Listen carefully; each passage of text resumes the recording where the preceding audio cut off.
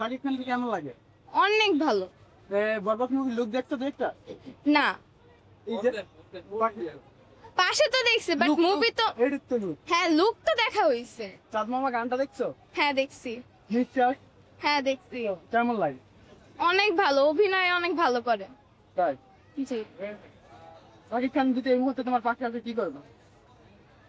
আর করবো, আমি যেহেতু তার থেকে ছোট, সো মানে কিছু করার নাই, জাস্ট এমনি দেখবো। শাকিব খানের ফ্যান কবে থেকে? মোটামুটি 9-10 বছর থেকে। 10 বছর থেকে। এই মুহূর্তে যদি শাকিব খান এসে বলে যে চলো একসাথে মুভি দেখবো, কি বলবো? অবশ্যই দেখবো, হ্যাঁ অবশ্যই দেখবো। তাই শাকিব খানের কাছে কারে মানায়? কোন নায়িকা মানায়? বাংলাদেশি না কলকাতা না হলিউড বলিউড কোনটা? কলকাতা আর বাংলাদেশি বেশ একটা মানে। তাই শাকিব খানের আর কি কি মুভি দেখছো? তুফান দেখা হইছে, প্রিয়তমা দেখা হইছে, হ্যাঁ। আরো অনেক আছে।